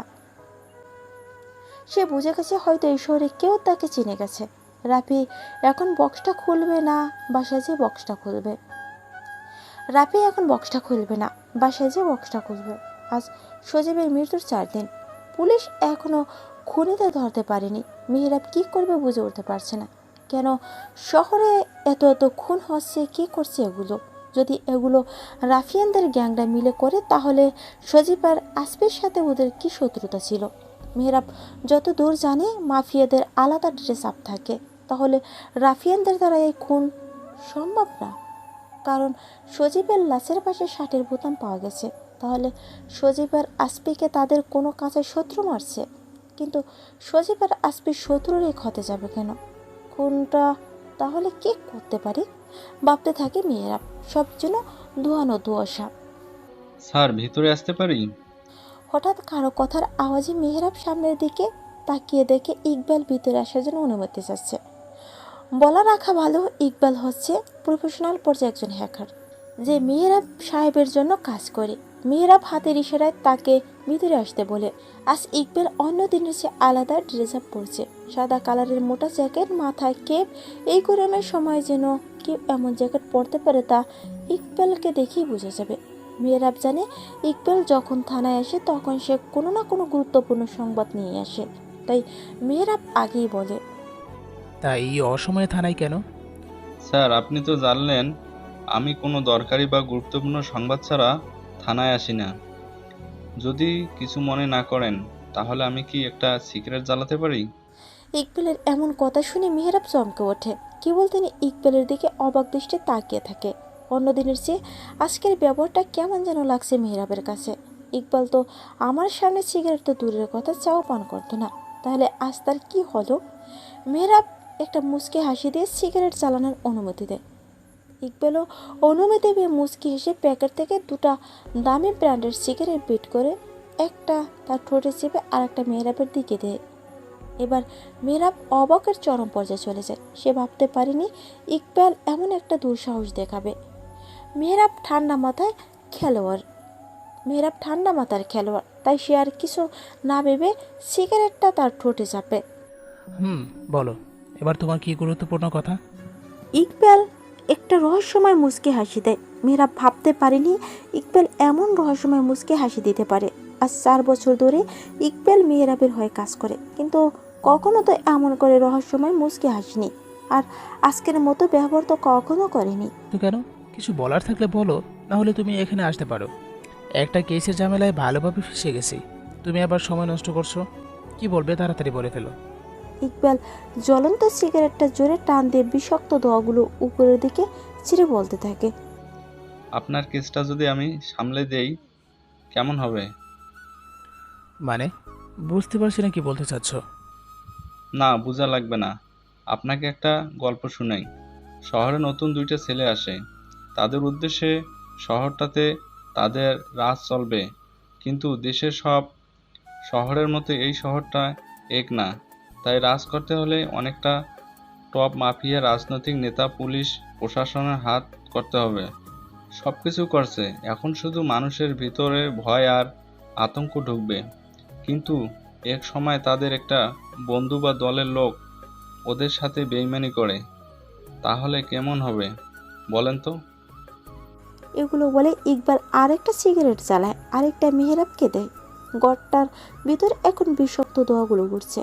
মেহেরাব ইকবালের কিছু কথা বুঝতে পারছে, কিন্তু সে বেইমানি করে কে সেটা বুঝতে পারছে না। তাই মেহেরাব তাড়াতাড়ি প্রশ্ন করে ফেলে, কে সেই বেঈমান? মনে করেন বেইমানিটা আমি করলাম। স্যার, আপনাকে শুধু ধরতে বলছি, আর কিছু না। মেন পয়েন্ট এ তো এখনো আসেনি। আপনি যেই কেসগুলো নিয়ে এত দুশ্চিন্তা করছেন, খুনির পিছনে এত সময় নষ্ট করছেন, আমি যদি আপনার কাজটাকে সহজ করে দেই তাহলে কেমন হবে? এতদিন ধরে কেসগুলোর কিছু বের করতে পারলো না, কিন্তু আজ হঠাৎ ইকবাল এমন কথা বলছে কিভাবে এই কেসগুলো সহজ করে দিবে। তাই মেহেরাব তাড়াতাড়ি প্রশ্ন করে ফেলে, এটা কিভাবে সম্ভব? আমি এতদিন যাবৎ কেসের তদন্ত করেছি, কিছু পেলাম না, কিন্তু তুমি কি করে সহায়তা করবে? মেহরাবের এমন অস্থিরতা দেখে ইকবাল জোরে হেসে দিয়ে বলে, আপনার থানায় এমন কোনো পুলিশ আছে যাকে আপনার সন্দেহ হয়? যেমন সে আপনার সকল তথ্য ফাঁস করে দেওয়া, বা সেই অফিসের নিজে একজন মাফিয়া এবং কাউকে সন্দেহ হয় কি আপনার? তোমার কি মনে হয় থানায় কোনো মাফিয়া বা ওদের লোক আছে? যদি এমন হতো তাহলে কি আমি বসে আছি? সাথে সাথে কঠিন শাস্তির ব্যবস্থা করতাম। না, আমার থানায় এমন কোনো অফিসার নেই, আর না কারো প্রতি সন্দেহ করি। ইকবাল হাসতে হাসতে বলে, সন্দেহ করেন না বলেই তো আপনি এখনো খুনের রহস্যের ভিতরে পড়ে আছেন। তা আপনার কাছে রাজ ছেলেটা কেমন লাগে? না মানে সন্দেহ করার মতো কি না? কি বলতে চাচ্ছ সোজাসুজিভাবে বলো।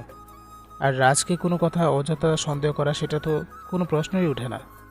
স্যার, একটা কথা বলি আপনাকে, যে গল্পটা এতক্ষণ বললাম ওইটাই বেঈমানটাই আমি।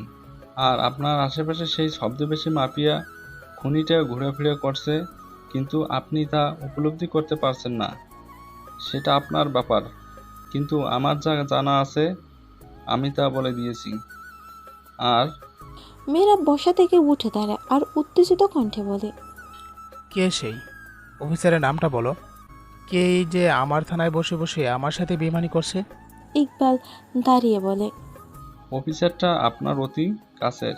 ইকবাল আর কথা বলতে পারে না। সে চেয়ার থেকে পড়ে যায় আর মাথা থেকে রক্ত পড়তে থাকে।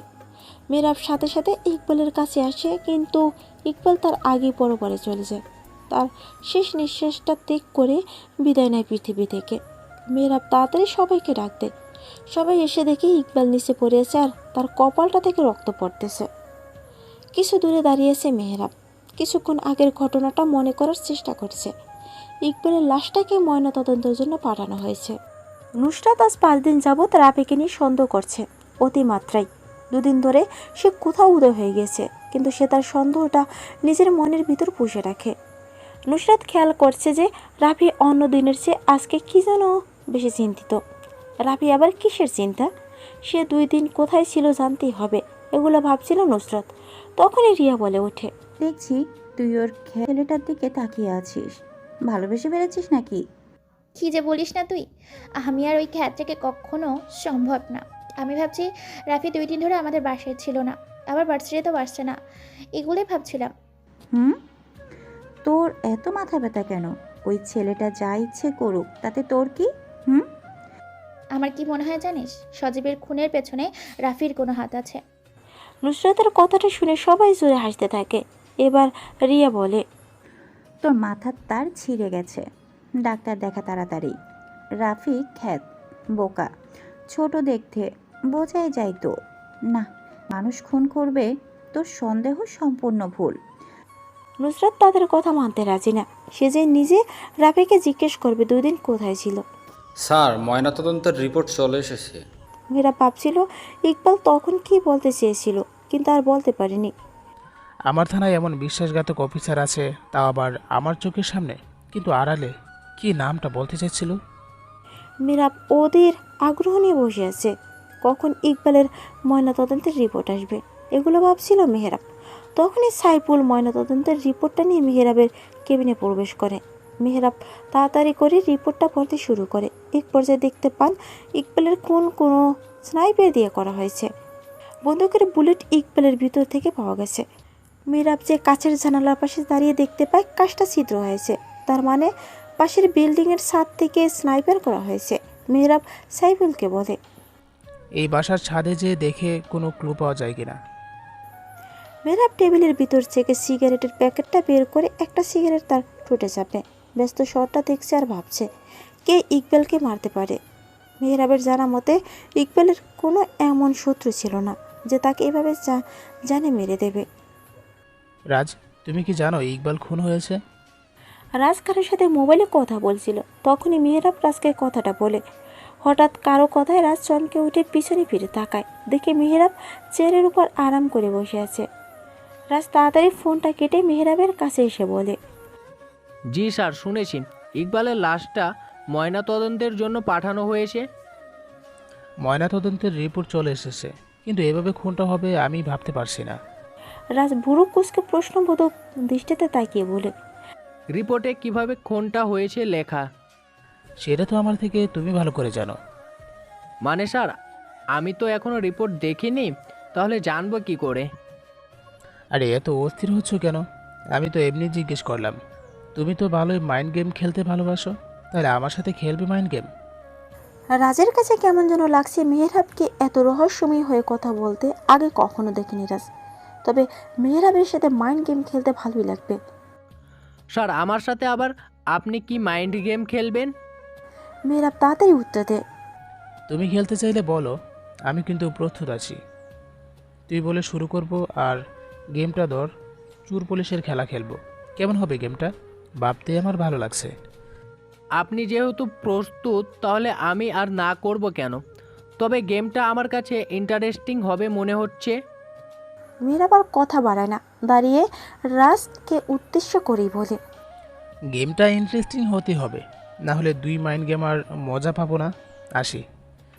কথাটা বলে মেহরাব রাজের কেবিন থেকে চলে আসে। রাজ মেহরাবের বের হওয়ার দিকে সে মুচকি হেসে চেয়ারে বসে পড়ে। কিরে, তোকে যে 2 দিন বাসায় দেখিনি, আবার ভার্সিটিতেও যাসনি, কারণ কি? তারা ভরা আকাশ দেখতে আসছে রাফি। চারপাশে হিমেল হাওয়ায় স্পর্শ মনটা শীতল হয়ে যায়। রাফি যদি কবি থাকতো তাহলে সে অবশ্যই একটা কবিতায় লিখতো এই ফর্সা আকাশ নিয়ে। কিন্তু দুর্ভাগ্য, রাফি কোনো কবি না। এটা ভেবে রাফির মন খারাপ হয়ে যায়। এই রাতে যদি পাশে প্রিয় মানুষটা থাকতো তাহলে সারা রাত দেখে কাটিয়ে দিতে পারবে। কিন্তু রাফির কোনো পছন্দের মানুষ নেই। রাফি একাকিত্ব থাকলেও সে সবসময় উৎফুল্ল থাকে।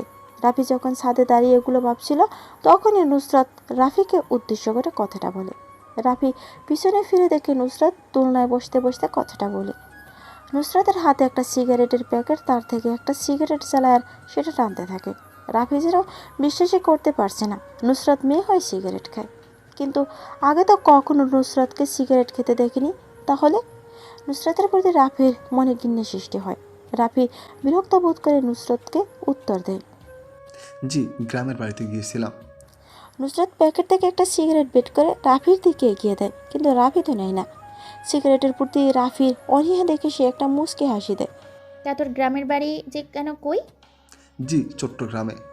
সিগারেটের ধোঁয়া উপরের দিকে ছিঁড়ে বলে, চট্টগ্রাম থেকে ঢাকায় এত তাড়াতাড়ি আসলি কিভাবে? রাফি বুঝতে পারছে না নুসরাত তাকে এত প্রশ্ন করছে কেন। ট্রেন দিয়ে আসছি, তাই সময় কম লাগছে। রাফি, তুই জানি কেমন ছেলে বুঝলি? আমার কাছে তোকে শুধু রহস্যময়ই লাগে। তুই কি আদেও বোকা না রহস্যময়ী বুঝতে পারছি না। রাফি কেমন যেন থমথমে অবস্থা হয়ে গেছে, তাই সে আমতা করে জবাব দেয়, আমি আবার কেমন ছেলে? আমি কোনো রহস্যময় ছেলে না, আর আমি বোকা না হলে আপনাদের অপমান সব সহ্য করি না। আমার কেমন যেন লাগছে তোকে, যেন সন্দেহ সন্দেহ। যেদিন রাতে সজীবরা খুন হয় ওই দিন থেকে তোকে আর পাওয়া যাচ্ছে না, আর ওই একই দিন তোর চট্টগ্রাম যেতে হয়েছে। তাহলে কি আমি কিছু একটা ভেবে নেব? রাফি নিজেকে ঠান্ডা করে, এখন যদি সে কখনো ভুল করে তাহলে তার সমস্যা হতে পারে। রাফি মাথাটা ঠান্ডা করে উত্তর দেয়, আপনার কথা ভুল হচ্ছে। আমি কোনো সজীব ভাইদের খুন করতে যাব? আমার তো সামান্য রক্ত দেখলে মাথা ঘোরায়, আর আপনি বলছেন আমি খুন করেছি? নুসরাত দেখতে পারছে রাফির চোখে ভয় নয়, আতঙ্ক চলচল করছে। নুসরাত মুচকে এসে রাফিকে বলে, আমি তো বলিনি তুই সজীবদের খুন করেছিস। আমি তো শুধু তোকে সামান্য সন্দেহ করেছি। এখন কিন্তু আমার সন্দেহটা সত্যি মনে হচ্ছে। রাফি কোনো রকমের নিজেকে শান্ত করে উত্তর দেয়, আমি তো আপনার সন্দেহ দূর করার জন্য এই কথা বলেছি। তবে তুই আমার সন্দেহের তালিকায় প্রথমেই আছিস। এমন কিছু দেখলে আমি কিন্তু পুলিশকে বলতে বাধ্য হব।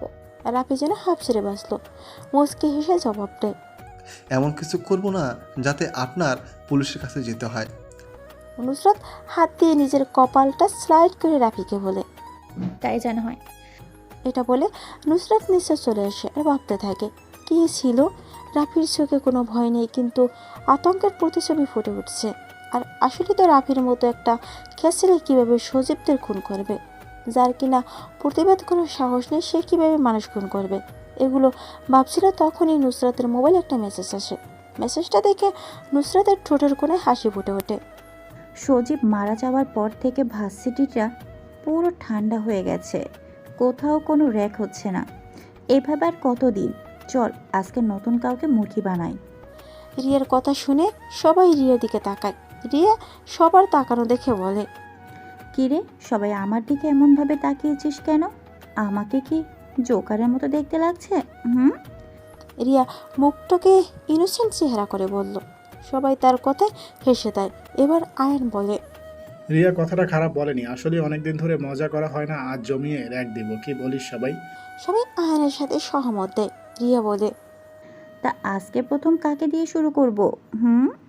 মামা দেখ, একটা মেয়ে বোরখা পরে আসতেছে, চল আজকে এই মেয়েকে দিয়ে শুরু করি। রিয়াজের কথায় সবাই গেটের দিকে তাকায়। দেখে একটা কালো বোরকা পরে মেয়ে আসতেছে।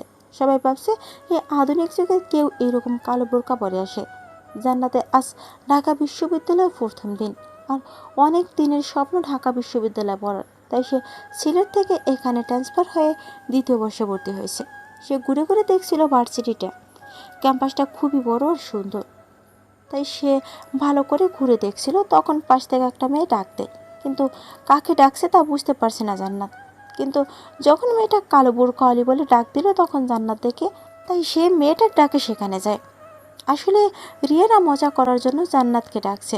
জান্নাত জানে না আজ ওর সাথে কি হতে যাচ্ছে। জান্নাত গুটি গুটি পায়ে ওদের সামনে আসে, সবাইকে সালাম দেয়। জান্নাত বুঝতে পারছে না কেন ওকে ডাকা হয়েছে, তাই সে প্রশ্ন করে ফেলে, আপু, আমাকে কেন ডেকেছেন? এত জলদি কিসের তোমার? তোমাকে কিছু প্রশ্ন করা হবে আর কিছু কাজ করতে হবে। যদি না করতে পারো তাহলে কঠিন শাস্তি ব্যবস্থা আছে। এখন বলো, তুমি কি প্রস্তুত? জান্নাত সবার দিকে একবার চেয়ে জবাব দেয়, উত্তর দেওয়ার মতো প্রশ্ন হলে আমি রাজি, এখন প্রশ্ন করতে পারেন। রিয়া জান্নাতের সম্পর্কে জানতে চায়। জান্নাতের সবগুলো প্রশ্ন সঠিক উত্তর দেয়, কিন্তু এখন এই সিনিয়ররা কী কাজ দেবে তা ভাবতে কেমন যেন লাগছে জান্নাতের।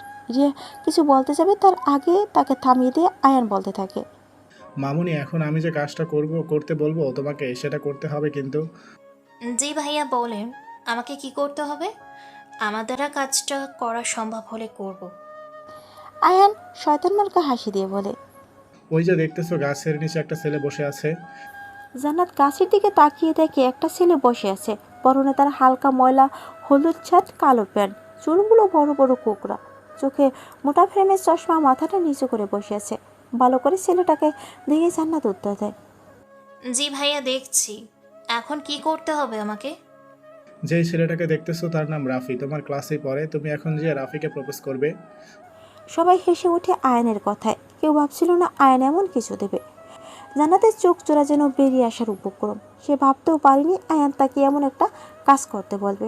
সে আয়নের মুখের উপর বলে দেয়, ভাইয়া, আমাকে অন্য কিছু করতে বলেন, আমি এটা করতে পারবো না। এবার রিয়া রেগে যেয়ে বলে, তুমি তো বলেছিলে আমরা যেটা বলবো তুমি সেটা করবে, কিন্তু এখন আবার না করছো। নয়তো আজ ভার্সিটির প্রথম দিনই তোমাকে কঠিন শাস্তি ভোগ করতে হবে। আয়ান যা বলছে তাই করো, যাও তাড়াতাড়ি। জান্নাত কাঁদো কাঁদো ফেস করে বলে, প্লিজ আমাকে এটা করতে বলবেন না, অন্য কিছু দেন প্লিজ। যা বলছে তা করো তাড়াতাড়ি। জান্নাত সবার দিকে একবার চেয়ে রওনা দেয় রাফির উদ্দেশ্যে, কিন্তু যে এমন একটা পরিস্থিতিতে যে পড়বে তা বুঝতে পারেনি জান্নাত। আমি আপনাকে ভালোবাসি। আজ আকাশটা মেঘলা, কখন যে বৃষ্টি শুরু হয়ে যায় বলা যাবে না। হালকা হালকা মেঘের কালো আভাস, আবার কোথাও দিয়ে সূর্যি মামা তার আলো দিচ্ছে। পরিবেশটা খুবই মনোমুগ্ধকর। বৃষ্টি মনেই হচ্ছে ফুটবল খেলার আমেজ। শহরের দিকে বৃষ্টি মানে ঘরে বসে থাকা। শহরের লোকজন বৃষ্টিটা ভালো করে অনুভব করতে পারে না, কিন্তু গ্রামের লোকজন বৃষ্টির আমেজটা নিয়ে বেশ আনন্দ উপভোগ করে। আকাশে কালো মেঘ দেখা দিলেই ফুটবলে মাঠে দৌড়, বৃষ্টি শুরু হলেই খেলা শুরু। ছোট বড় সবাই বৃষ্টিটা উপভোগ করে। মাঠে ফুটবল খেলা মানে কাদা দিয়ে শরীরে মাখামাখি। সেই কাদা ধোয়ার জন্য শরতের খাল বিল ভরা পানি যথেষ্ট। রাফি নিচের দিকে চেয়েছে এগুলো ভাবছিল আর হাসছিল। ঠিক তখনই মেলি কণ্ঠে কেউ ভালোবেসে কথাটা বলে ওঠে। রাফি কথাটা শুনে মাথাটা হালকা উঁচু করে দেখে কালো বোরখা পরা একটা সুন্দরী মেয়ে তার সামনে দাঁড়িয়ে কথাটা বলছে। রাফি যেন বেশ অবাক হয়েছে। কোনো এক অজানা মেয়ে এসে ভালোবাসি বলবে ভাবতে পারছে না রাফি। ভার্সিটির সবচেয়ে গরিব খ্যাত ছেলেটাকে কেউ ভালোবাসবে ভাবতে পারছে না রাফি। রাফি মেয়েটার চোখের দিকে তাকিয়ে দেখে মুখে লেগে আছে মায়া, চোখে কোনো কোণে সামান্য পানি। তার চোখে ভয় স্পষ্ট দেখতে পারছে রাফি, কিন্তু কী জন্য ভয় পাচ্ছে সেটা বুঝতে পারছে না রাফি। তাই রাফি কিছু জিজ্ঞেস করতে যাবে তার আগেই মেয়েটা বলে, দেখেন, আমি খুবই লজ্জিত আপনার কাছে। রাফি বুঝতে পারছে না যে হঠাৎ ভালোবাসি বলে এখন আবার বলছে যে সে লজ্জিত। ঠিক বুঝতে পারছে না রাফি, তাই সে জিজ্ঞেস করলো, কি কারণে আপনি লজ্জিত জানতে পারি? মেয়েটা কাঁদো কাঁদো গলায় বলতে থাকে, আসলে আমি ভার্সিটিতে নতুন, তাই ওই যে মেয়ে আর ছেলেগুলো আছে ওরা আমাকে র্যাক দিচ্ছে। রেক শব্দটা রাফির কাছে খুবই পরিচিত একটা শব্দ। সে কম বেশি প্রতিদিন ভার্সিটির বড় ভাইদের হাতে রেক খায়। রাফির মনে হয় যায় তার ভার্সিটির প্রথম দিনের কথা। ভাবতেই কেমন যেন নিজেকে অচেনা লাগছে। প্রতি উত্তরে রাফি বলে, এখন আমাকে কি করতে হবে? আপনাকে আর কিছু করতে হবে না, আর ধন্যবাদ। জান্নাত রাফিকে আর কিছু না বলে চলে আসে আয়নদের কাছে। সবাই জান্নাতকে নিয়ে মজা করছে, জান্নাত নীরবে সব সহ্য করছে। জান্নাত ওদের অপমান আর সহ্য করতে না পেরে দৌড়ে চলে এসে ক্লাসের দিকে। আর এদিকে সবাই জান্নাতের কাণ্ড দেখে অট্ট হাসিতে মেতে উঠছে। রাফি ওদের হাসির দিকে চেয়ে আছে। সবার প্রতি রাফির একটা রাগ হয়। সময় রাত 2টা। ফাহাদ, তাহের, সিয়াম, আকিব মদকে মাতলামো করতে করতে রাস্তা দিয়ে আসছিল। তখনই তাদের সামনে একটা কালো কালারের বাইক থামে। হঠাৎ তাদের সামনে বাইক থামার কারণে তারা দাঁড়িয়ে যায়। বাইক থেকে নামে অচেনা অজানা একটা আগন্তুক। তার স্টাইলটাও কেমন যেন অন্যরকম। পরনে কালো কোট যা পায়ের হাঁটু সমান লম্বা, মাথায় লম্বা টুপি, পায়ে কালো জুতো, মুখটা ভালো করে দেখা যাচ্ছে না। ফাহাদরা বুঝতে পারছে না কে আগন্তুক যে এত রাতে ওদের সামনে এসে বাইক থামায়। আগন্তুকটা ছেলে নাকি মেয়ে তাও বোঝা যাচ্ছে না। ফাহাদ রেখে বলে, কে তুই ভাই? এত রাতে আমাদের সামনে বাইক থামিয়েছিস? ফাহাদের কথা শুনে আগন্তুকটা উচ্চস্বরে হাসতে থাকে। পকেট থেকে সিগারেট বের করে একটা সিগারেট জ্বালায় আর বিষাক্ত ধোঁয়াগুলো উপরের দিকে ছাড়তে থাকে। সবাই আগন্তুকের আচরণে বেশ অবাক, কিন্তু সবচেয়ে বেশি অবাক হয় তখনই যখন আগন্তুকটা হাসে। কারণ এই আগন্তুকটা আসলে একজন মেয়ে, আর মেয়ে হয় সিগারেট টানছে। খুব অবাক হয়ে যায় সবাই। তবুও আগন্তুকটা কিছু বলে না, সিগারেটের জোরে টান দিয়ে বলতে থাকে, শুনলাম তোরা নাকি শহরে মাস্তানি করে বেড়াস, তা কার ক্ষমতায় তোরা মাস্তানি করিস? রাফিন, আমাদের ক্ষমতা লাগে না মাস্তানি করতে, তবে আমাদের শক্তি জানিস কে রাফিন ভাই? রাফিনের কথা শুনে আগন্তুকটা জোরে জোরে হাসতে থাকে আর বলে, তাকে কি তোরা দেখেছিস? তাহলে ডাক তোদের ভাইকে, দেখি আজ তোদের কে বাঁচায়। ভাইদের ডাকতে হবে কেন? আর আমাদের মারলে কে যে বাঁচানোর জন্য ডাক? ফাহাদ আর কিছু বলতে পারে না। তার আগে একটা গুলি চালানোর শব্দ হয়। বুলেটটা দিয়ে লাগে আকিবের হাঁটুর ঠিক ওপরে। আকিব জোরে একটা চিৎকার দিয়ে মাটিতে বসে পড়ে। ফাহাদ পিছন থেকে গানটা বের করার আগে 3টে গুলির শব্দ হয়। একটা বুলেট যে সিয়ামের বাম পায়ের মধ্য অংশে লাগে। সিয়াম যেন ব্যথা সহ্য করতে পারে না, নিচে পড়ে যায়। আরেকটা বুলেট তাহেরের ডান হাতের কবজিতে লাগে। সে বাম হাত দিয়ে কোনো রকম কবজিটা ধরে রেখেছে। ফাহাদের উড়োর মাঝের দিকে লাগে। পরিবেশটা এখন থমথমে অবস্থা, কিন্তু 4 জনের আতঙ্কে চিৎকার। এত রাতে এই রাস্তা দিয়ে কোনো গাড়ি চলা নিষেধ। এই রাস্তাটা পুরোই ফাঁকা। ল্যাম্পপোস্টের আলো হালকা আগন্তুকের উপর পড়ছে। মাফিয়াদের স্টাইলে গুলি করে আবার বাইকের সাথে হেলান দিয়ে ঠোঁট দিয়ে পিস্তল থেকে বের হওয়া সামান্য ধোঁয়াগুলো ফু দিয়ে উড়িয়ে দেয়। সবাই চোখে ভয় বিরাজ করছে আর মনের ভিতর আতঙ্ক সৃষ্টি হয়েছে। কোথাও থেকে হঠাৎ একটা আগন্তুক এসে সব এলোমেলো করে দিয়েছে। আগন্তুক আরেকটা সিগারেট জ্বালায়, ধোঁয়াগুলো উড়াচ্ছে আর দেখছে 4 জন ছেলে ভয় কাতর চেহারাগুলো। আগন্তুক জোরে ধমক দিয়ে বলে, ফোন দে তোর ভাইদের, দেখি কি করে তোদের বাঁচায়, ফোন দে। ফাহাদ কাঁপা কাঁপা হাতে পিছনের পকেট থেকে ফোনটা বের করে রুহানের নাম্বারে ডায়াল করলো, কিন্তু ভাগ্য খারাপ হলে যা হয়, রুহানের ফোনটা বন্ধ। ফোনটা বন্ধ দেখায়। কিরে, তুই এইভাবে তুতলাচ্ছিস কেন? তোদের কোনো ভাইকে ফোন ধরে না? এটা বলে আরো জোরে হাসতে থাকে। তাহের করুণ কণ্ঠে বলে, আব্বু, আপনি আমাদের সাথে এমন করছেন কেন? আমরা আপনার কি ক্ষতি করেছি? কেন এমন করছেন দয়া করে বলবেন? আগন্তুক কিছু বলে না, শান্ত হয়ে শুধু হাসতে থাকে। আমার দরকার তোদের ভাইদের, যারা মাফিয়া রাজ্য দখল করে বসে আছে। আর তাদের থেকে একজনকে বাঁচিয়ে রাখবো আর 3টাকেই মেরে দিব। এবার বল, কে আগে মরবে? কেউ কোনো কথা বলছে না, যেন যে কোনো একজনের বাদে সবাই মারা যাবে। কে কী করবে বুঝতে পারছি না। সিএম সাহস দেখিয়েছে পিছন থেকে গানটা বের করে আগন্তুকের দিকে একটা শট করে, কিন্তু গুলির দিক শূন্য হয়ে যাওয়ায় বুলেটটা যে লাগে বাইকের সিটে। সিএম পরপর 3টা গুলি করে, কিন্তু সে একটা গুলিও লাগাতে পারে না। সিএম গানটা রিলোড নিয়ে গুলি করতে যাবে, কিন্তু তার আগে একটা গুলি চালানোর আওয়াজ হয়। 100 সিসি তাপমাত্রা একটা বুলেট সোজা যে সিএমের কপালে লাগে। গুলিটা কপাল বেদ করে নিজের দিকে বেরিয়ে যায়। আকিব জোরে চিৎকার দিয়ে গালি দিয়ে ওঠে। আকিব আরেকবার গালি দেওয়ার আগে 100 সিসি তাপমাত্রার একটা বুলেট আকিবের চোখে লাগে। আকিব মা বলে একটা চিৎকার দিয়ে নিচে পড়ে যায়। তাহের তার কবজির ব্যথা ভুলে গিয়ে বাম হাত দিয়ে পিছন থেকে গানটা বের করে একটা গুলি করে, কিন্তু গুলির নিশানাটা সঠিক হলেও বুলেটটা শূন্য চলে যায়। তাহের আর ট্রিগারে চাপ দিতে পারে না। এর আগে 2টা গরম বুলেট তার বুকটা জাজরা করে দেয়। ফাহাদ কি বলবে বুঝতে পারে না। নীরব দর্শকের মতো চেয়ে আছে তার বন্ধুদের দিকে, একবার আগন্তুকের দিকে আর একবার তাহের, সিয়াম, আকিবের নিথর দেহের দিকে চেয়ে থাকে। আগন্তুকটা আবারও একটা সিগারেট তার ঠোঁটে চেপে সিগারেটের জোরে একটা টান দিয়ে ধোঁয়াগুলো ফাহাদের মুখের উপর ছাড়ে। ফাহাদ কেবল বোকার মতো চেয়ে আছে তার দিকে। আগন্তুক তার পিস্তলটা ফাহাদের সামনে ধরে বলতে থাকে, এটা জানিস কি আগুন? সে নিজেও জ্বলে আর অন্যকেও সেই আগুন দিয়ে ঠান্ডা করে দেয়। কথাটা বলে আবার সিগারেটটা টান দিয়ে ধোঁয়াগুলো ফাহাদের মুখের উপর ছাড়ে। গান যার হাতে থাকে সে কিন্তু বাঘ না। এই জিনিসটা যে যত বেশি ভালো চালাতে পারে সেই হলো আসল ভাগ। যেটা চালাতে পারো না সেটা কখনো প্র্যাকটিস ছাড়া চালিও না। যেমন তোর বন্ধুগুলো এখনও বাচ্চা জিনিস, সেটা ভালো করে চালাতেই শিখিনি।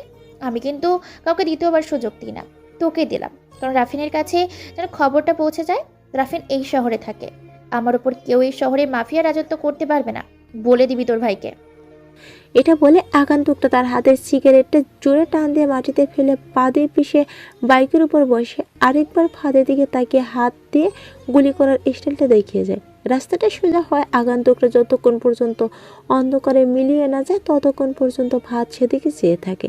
এক সময় আগন্তুক রাতের আধারে মিলিয়ে যায়। আজ আবারও পুলিশ বনানীর একটি নির্জন এলাকা থেকে 3টি ছেলের লাশ উদ্ধার করেছে। শহরের অবস্থা বেশি একটা ভালো না। 2-3 দিন পরপর কেউ খুন করে চলে যাচ্ছে। পুলিশ এখনও কোনো কেসের খুনিকে শনাক্ত করতে পারেনি। শহরে এক ধরনের আতঙ্ক সৃষ্টি হয়েছে। কে বা কারা এই খুনগুলো করেছে তা জনগণের কাছে দোয়াশা। রাজ, আজকের কেসটা তুমি হ্যান্ডেল করো, আমি অন্যগুলো নিয়ে অনেক ব্যস্ত। রাজ বসে বসে চিন্তা করছিল কে ছেলেগুলোকে এভাবে মারল। ঠিক তখনই মেহেরাব রাজের কেবিনে এসে কথাটা বলে। রাজ যেন এটাই চাচ্ছিল যে কেসটা মেহেরাব রাজের হাতে দিবে। রাজ মুচকে এসে জবাব দেয়, স্যার কোনো সমস্যা নেই, আমি সামলে নেব, আপনি অন্যগুলো দেখেন। মেহেরাব রহস্যময় একটা হাসি রাজকে উপর দিয়ে তার কেবিন থেকে চলে আসে। রাজ বুঝতে পারছে না, কিছুদিন ধরে মেহেরাবের সাথে কথা বললে শুধু তিনি রহস্যময় মুচকি হাসি হাসে, কিন্তু কেন এই মুচকি হাসি তা রাজের এখনও জানেনি। মেহেরাব বসে বসে পুরনো কিছু ফাইল চেক করছিল। ঠিক তখনই তার মোবাইলে একটা মেসেজ আসে। তাড়াতাড়ি করে মেহেরাব মোবাইলটা হাতে নিয়ে মেসেজটা পড়তে থাকে। সেজন্য এই মেসেজটার জন্য অপেক্ষা করছিল। মেসেজটা পড়ে মেহেরাব নিঃশব্দে হাসতে থাকে। হাসিটা তিনি নিজের মধ্যেই লুকিয়ে রেখেছেন। নুসরাত, কাল রাতে যে বনানী এলাকায় 3টা ছেলে খুন হয়েছে সে খবর কি দেখেছিস? রিয়ার কথা শুনে নুসরাত একটা মুচকি হাসি দিয়ে বলে, শুনেছি। ছেলেগুলোকে নাকি খুব বাজেভাবে মারা হয়েছে। ভাবতে আমার এমন জানি লাগছে। তবে তোরা যাই বলিস না কেন, আমাদের কিন্তু সাবধানে থাকতে হবে। আমাদের বন্ধু সজীবকে কেউ খুন করে দিল। কারোর সাথে তো সজীবের কোনো শত্রুতা ছিল না যে তাকে মেরে দিবে। আমি কিন্তু ওই দিন একটা আর্টিকেল কিনছি, খুবই ভালো। তোরা কেউ নিয়ে পড়তে চাইলে আমাকে বলিস। সবাই বইয়ের নাম জানতে চাইলে আয়াত তার ব্যাগ থেকে বইটা বের করে দেখায়। একজন কালো কোট পরা যুবক, মুখে মাস্ক, 2 হাতে 2টা পিস্তল, হাতে কতগুলো ভিলেন দিয়ে দৌড়াচ্ছে। বইয়ের কভার পেজটা দেখে যে কোনো মানুষের হৃদয় ছুঁয়ে যাওয়ার উপক্রম। কভার পেজের উপর স্টাইলিশ করে লেখা রহস্যময় মাফিয়া সিরিজ। এর দ্বিতীয় পাঠের উপরে কভার পেজের গ্রাফিক্সটা এরকম। কিছু লোক স্নাইপার দিয়ে দাঁড়িয়ে আছে, পরনে কালো কোট, মুখে মাস্ক, মাথায় লম্বা টুপি। সবার সামনে একজন যুবক স্ট্যান্ড নিয়ে দাঁড়িয়ে আছে, পরনে তার মাফিয়াদের মতো ড্রেস, গলায় মোটা স্বর্ণের চেন, মাস্কের কাটা অংশ দিয়ে সিগারেট টানছে। ওর হাতে রয়েছে M41। রিয়াজ বইটা দেখে অস্থিরভাবে আয়নকে জিজ্ঞেস করে, আয়ান, তুমি এই বইটা কোথা থেকে কিনেছো? আরে ম্যান, কিনছি একটা লাইব্রেরি থেকে। আর তুমি এমন অস্থির হচ্ছ কেন? রিয়াজ বুঝতে পারছে না কি বলবে সবাইকে, কোনো রকমে আমতা আমতা করে বলে, আরে আমি তো এই বইটা পড়ছি, কিন্তু ঢাকায় আসার সময় বাসায় ফেলে আসছি। কিছু অংশ পড়া বাদ আছে, তাই অনেক লাইব্রেরিতে খোঁজ করছি কিন্তু পাইনি। দেখো রিয়াজ, তুমি কিন্তু বইটা পড়ে নিবে। আজ আমি বইটা নিব, আমার পড়া শেষ হলে তুমি পড়িও।